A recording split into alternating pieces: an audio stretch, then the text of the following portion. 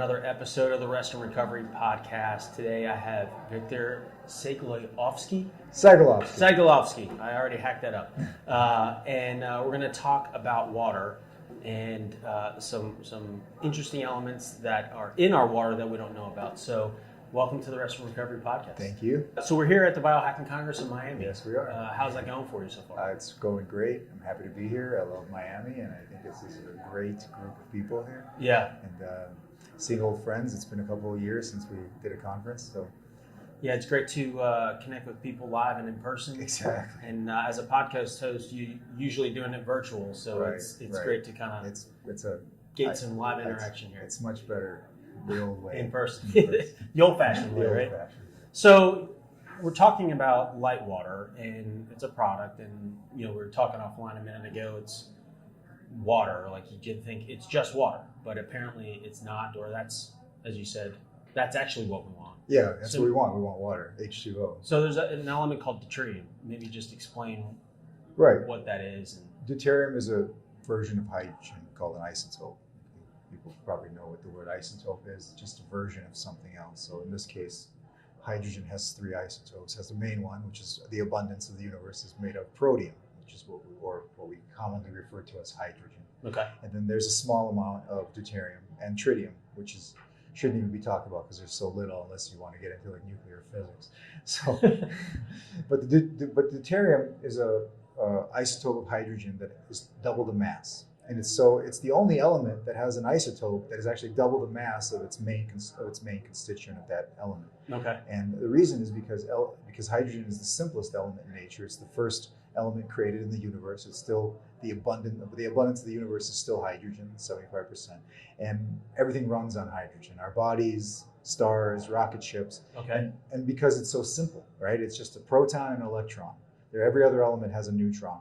Well, deuterium is a hydrogen, but with a neutron. Okay. And that's what makes it double the mass. Okay. Okay. And there's 6 drops of this in every liter of water on this planet.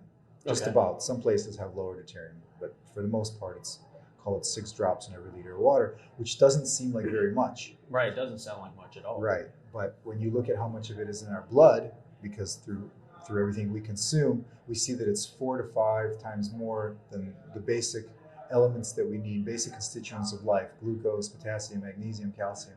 There's 4 to 6 times more of this deuterium floating around in our blood. And this is a natural contaminant. It's been here since the beginning. It's been here since the Big Bang. And there's a very small amount of it. But it gets into all the water.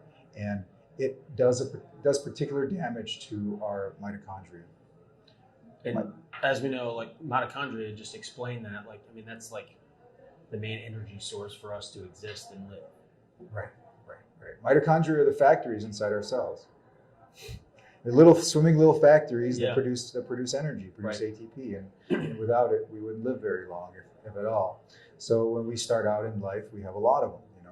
A cell may have 100,000 mitochondria swimming in there, all active, producing energy and metabolic water. And as we age, we lose that mitochondria.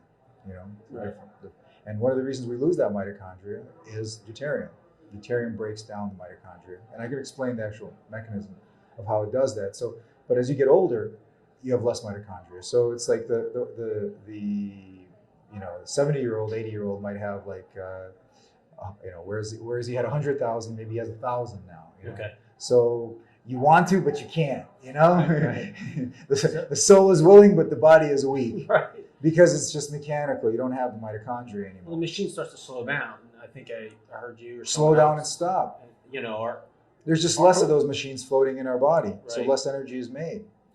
So is it kind of like the rust factor within our body, the deuterium, or is that like a? I wouldn't say it's a rust factor. It's just a particular problem in the biology. Okay. That you have something that your mitochondria runs on protons from hydrogen. Right. In fact, all food breaks down to those protons. Everything you eat breaks down to those protons.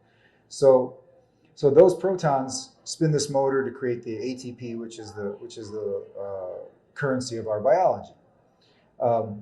Now, when deuterium gets in there, it's a proton and a neutron, so it's twice the weight. Okay. It's like dragging your dead twin brother around. So it's like, or wearing like a rucksack, like you double the weight. Yeah, you're double the mass, and so this doesn't fit into that electron transport chain. So it causes damage like a bull in a china shop, and it does it cumulatively over and over and over. Okay. And my theory, and supported by some evidence out there, is that when humans evolved, we evolved with less deuterium on the planet because we have a system to manage this stuff, okay, or at least attempt to manage it. It gets overrun very, very fast. Okay. And then when you reduce the deuterium level, you see that the physiology changes. Like you get down to in the 120 range, mm-hmm. And you start seeing some incredible biological benefit. And then you okay. and then you go, wow, maybe our body's engineered for this deuterium level and not this deuterium level. So if I heard you right, so at some point during life's existence, we as humans were able to expel that easier, you can never get it all, but right. The thing is, we had longer lifespan, right, and things grew bigger. Okay, ferns 3 stories tall, dinosaurs that weigh 50,000 tons. I don't know. Everything grew bigger. Right. And why did things grow bigger? Because there was less deuterium. Okay. Yeah. And is there like a demarcation point maybe in science that like noticed there was a rise or there was maybe less than at some point? Well, the flood myth is very interesting because that's something that we have in our history, right? It's as recorded in the Bible and other Book of Enoch and other places. So you got this flood myth, and what's interesting in this flood myth is before that, if you believe their numbers, that they're saying that the original patriarchs would live to 800, 900, 1,000 years, right? And after the flood, those lifespans just crashed. Yeah, it went down to 120, which is where we're at today. Okay. So our atmosphere changed. I wouldn't say it's only deuterium. There's other things. There's gravity. There's atmosphere. Things like that. But early on in life, I was just fascinated with gerontology, study of aging. Okay. And because I read stories about immortals, So what are they doing? Yeah. Why are we dying? Why are they living? Right. So I try to just find those things that were like the secrets of longevity. And this is one of them. Yeah. Because this is a foundational intervention. This is something this is something that is at the root. This is the root of aging. Okay. Because you can define aging as the loss of life force, loss of energy. That energy is created by the mitochondria. Right. As you have less mitochondria in your body, it's called age. You're more prone to more errors in DNA transcription, errors in enzyme replication. You're just when you're weaker, you're more open, you're more susceptible to getting hit by something. That makes sense. So what's the hedge to stop that or slow that, so that I would think we're talking about energy, so there's a level of vitality that reduces over time, kind of that battery drain. What's the process, or how do we mitigate that? Well, the way to mitigate that is to in this particular protocol is to reduce the deuterium in the body. Okay. Now the easiest way is to drink deuterium depleted water, which never existed before. At least, in nature, there are certain places where the water is more like a lower, and this is where this discovery comes from. Okay. As in Siberia, they were trying to figure out why these populations populations living in harsh environments had there was 300 in one study. There was 324 centenarians per 1 million, and everywhere else in Russia it was like 40 something. Okay. So why are these people living so much longer and healthier?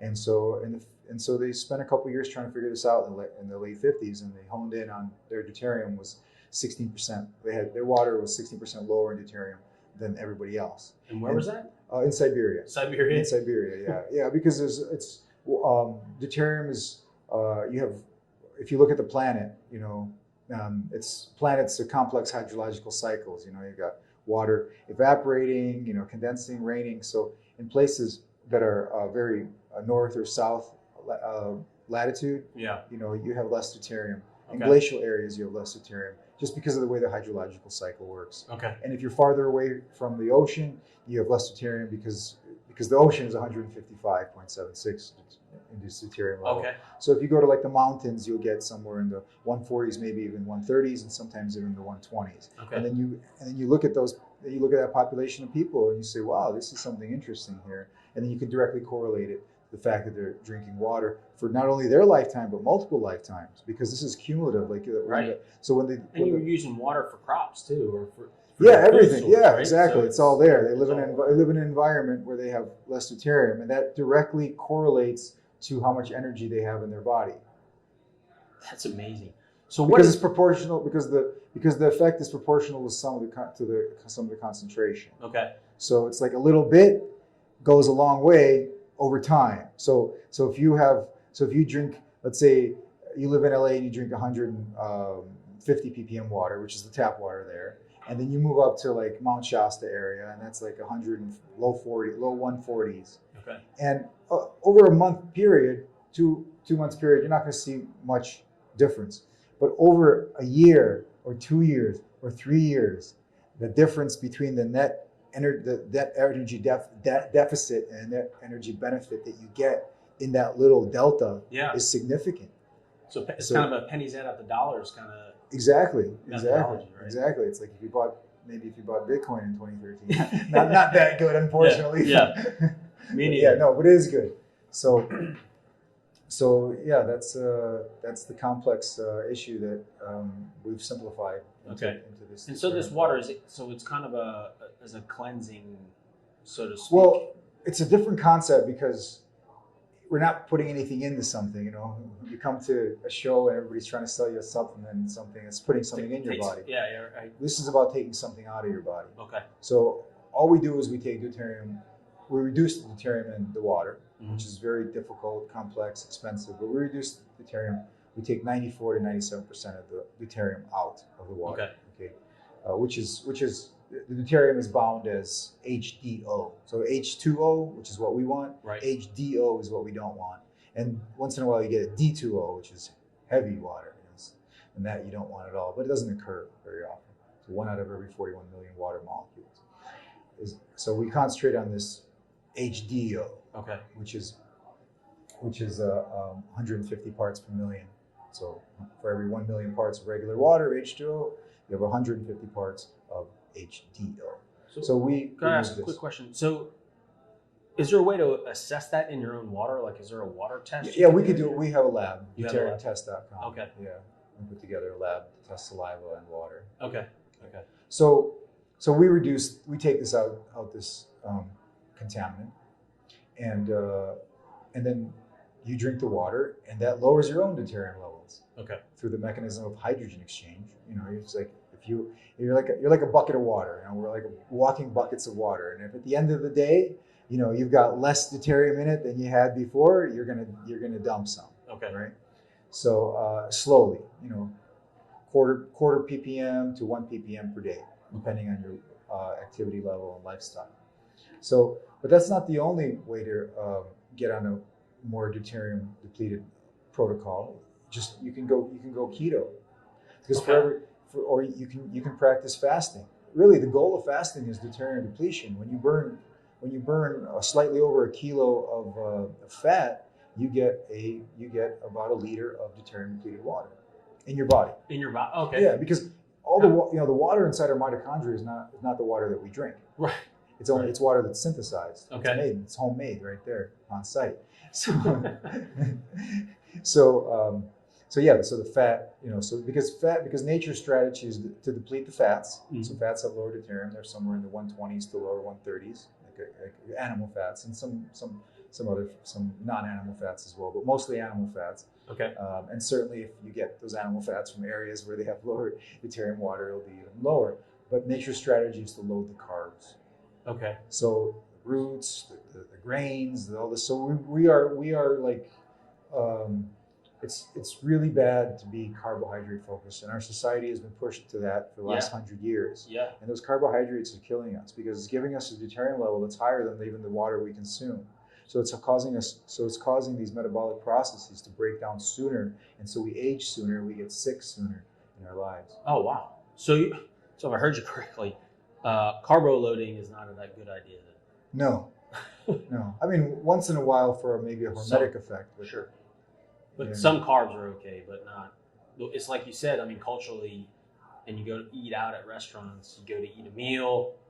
Heavy pasta, heavy rice with a couple of meats. Plus the sugars, the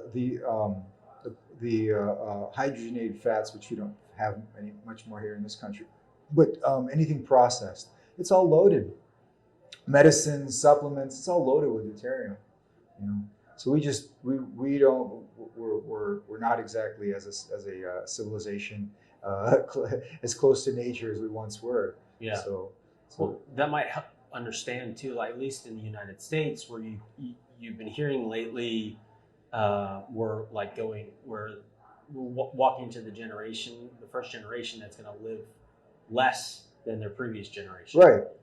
Except for a small select group of biohackers that are really trying to figure this out and extend not only their lifespan but their health span. Yeah. Right. So, and I think in other articles you read is like the first 150-year-old person has probably already been born. You read articles like that too. Right. So we'll see. I mean, we have so many things available to us as an intervention. Okay. And I showed you those censuses from Russia from the 1800s. Yeah. This is person 167. I mean, we don't know if this is factual or not. No way to verify. But I believe that when you have less deuterium, you live longer. And there's less stress. There's just less stress. Less stress on your body. Yeah. There's less chances of error that can happen in replication. We're a Xerox copy of a Xerox copy of a Xerox copy, right? And so if you want that copy to be close to the last copy, you'll have less deuterium, because deuterium just stresses everything. It's heavy.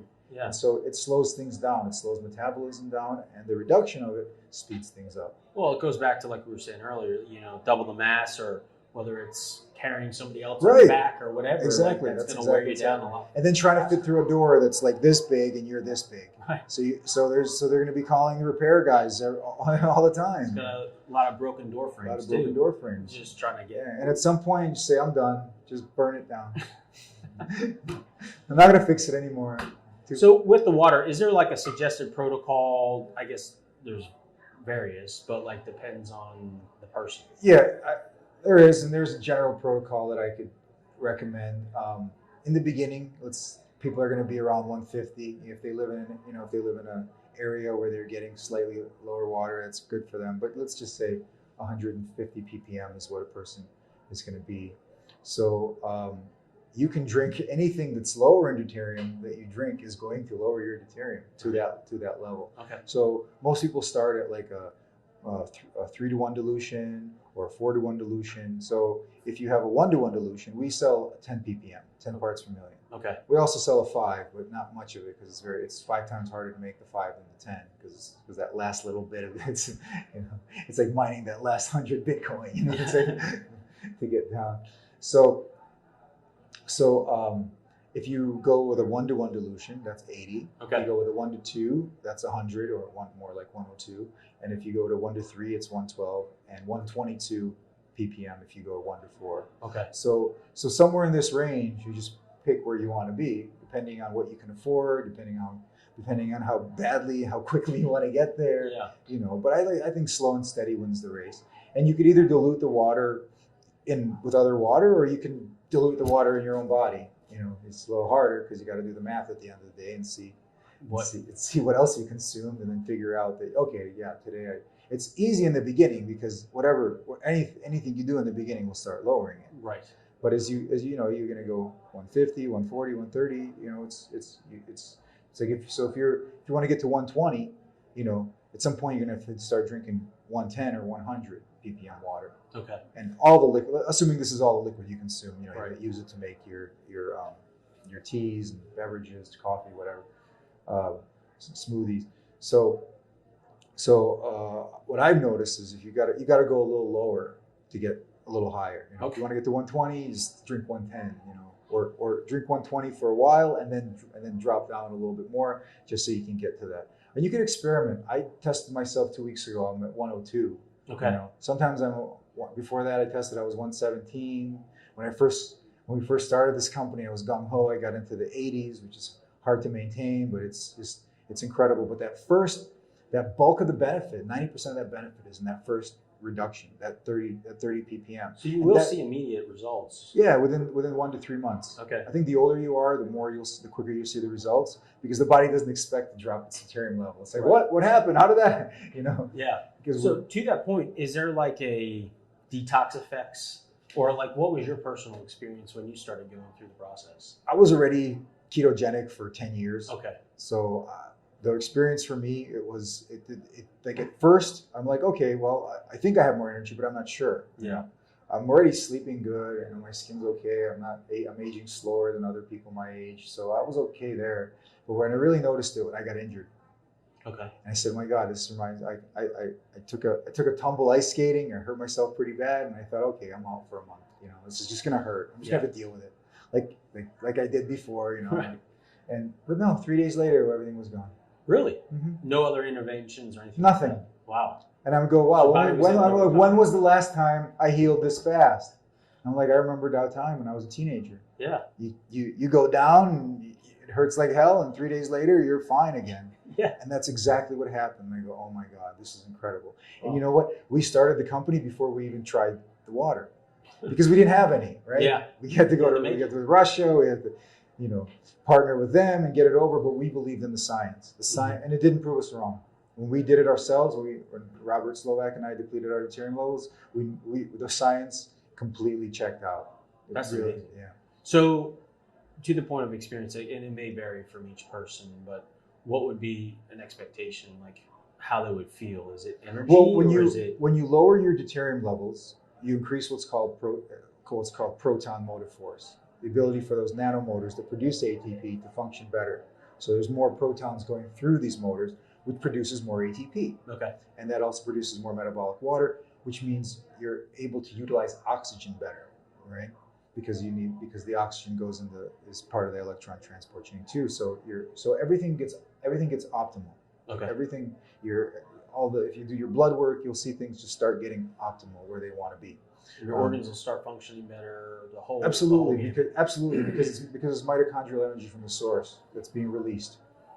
Incredible amount. Because theoretical amount is 6x. Well, it's not. That's theoretical. Okay. We don't live in a vacuum. But I believe that we have a 2x proton motive force increase when you deplete your deuterium levels. And the studies that they did in Russia show that. Okay. Because they showed that after 30 days of deuterium depletion, you need half the amount of oxygen to perform the same amount of work. And that's like, wow. So we're going to recreate those studies here as well in the U.S. Awesome. So the original question was, what was it? The result. What would end up? Oh, okay. So metabolism. Okay, metabolism increases. Okay. That's what I see across the board with people. Okay. Metabolism increase, sleep improvement, skin, which we have backup from. There's a study that shows like the collagen layer is twice as thick after deuterium depletion. Oh wow. Well, this was topical, but everybody says it works whether you put it topical or consume it. Yeah. And it's not the water; it's the fact that you're removing deuterium from the body. Okay. So that's it. So that allows you to get hydrated. Because I know many people that drink a gallon of water a day and they're chronically dehydrated.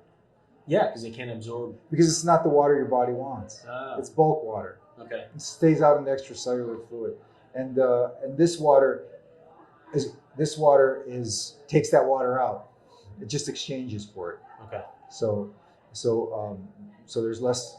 So you're less prone to having deuterium coming through the electron transport chain. But then again, most of that deuterium in the electron transport chain comes from food. Deuterium depleted water is a great intervention. It's almost like the ideal hack. It's actually a true biohack because you're cheating. Yeah. Because it doesn't exist. I mean, it exists in nature, but you got to go. What are you going to go live in Antarctica where it's 89 ppm? Right. You're not. Yeah. Okay. So or you're going to go live in the Himalayas? So it's a true biohack. Yeah, it's quite interesting. Yeah, it is interesting.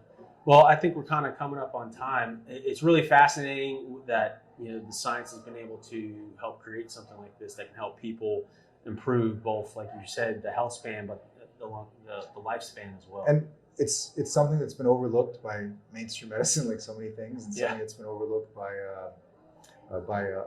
biochemistry. But now it's starting to take hold. Now people are starting to see, because I talk to people at the academic level, and it's like they can't deny it. Like Yeah. hey guys, what about this? Yeah. Like, oh well,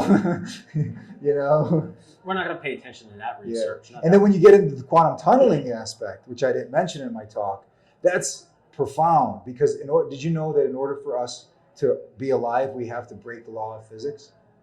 No. Yes. What? Yes. That doesn't make any sense. It doesn't make any sense. In order for us to be alive, we have to break the law of physics because hydrogen quantum tunnels. It cheats, right? It takes a shortcut. Okay. And if it didn't take that shortcut, we wouldn't be alive. So it basically gets somewhere faster, and which by physics, that's called quantum tunneling. And physics goes, well, we observe the phenomenon, we can't really explain it. Okay, but we can say that if it didn't occur, life wouldn't exist. Wow. So life breaks the law of physics to exist. Okay, and when you see this, yes, the proton, the protium quantum tunnels, but deuterium does not. So it doesn't have those quantum effects. It just doesn't belong anywhere. It just doesn't. It's an accident. Happened in the Big Bang. Hydrogen formed, and then the universe cooled a little too fast, if you believe in the Big Bang. And the deuterium got stuck as it was transitioning to another element. Okay. So, and it's stuck with us. And so it's here. And like I maintain, like when you reduce those first 30 points, something kicks in. It's that tells you that we evolved to be able to manage this deuterium level, but not this new deuterium level where we're at. Homo sapiens sapien is what, 120, 130,000 years old, maybe? And so in that time, deuterium levels may have increased 15 to 30% on this planet. That's amazing. Still so much. There's still so much we don't. We stand on the shoulders of giants. We're here today, and there's still so much more to discover and understand. But we have a little bit. And we come here with all the tools that we need. We just don't have the manual. So we got to find it, right? Reverse engineer, right? Got to reverse engineer it. Well, I usually close things out with a bit of a hot seat, 3 questions, nothing too heavy. But what are you reading right now? Oh wow! I'm reading a book by an author named Cowper Powys. It's a Glastonbury romance. Okay. It's a phenomenal book. Yeah. This guy is like, he's like the pinnacle of literature, and almost nobody even knows who this is. Is a Cowper Powys. Cowper Powys. Okay. Cowper Powys. Yeah, that's what I'm reading now. Glastonbury romance. All right. Check it out. So next question is, what is your go-to rest and recovery method? Well, sleep, like anybody else. Sleep. Greatest ROI. Absolutely. Yeah. Thank you so much for what you're doing in science and in offering up this water to help improve quality of life and longevity. So it's super fascinating, and I appreciate your time. Thank you so much. Thanks. Appreciate it.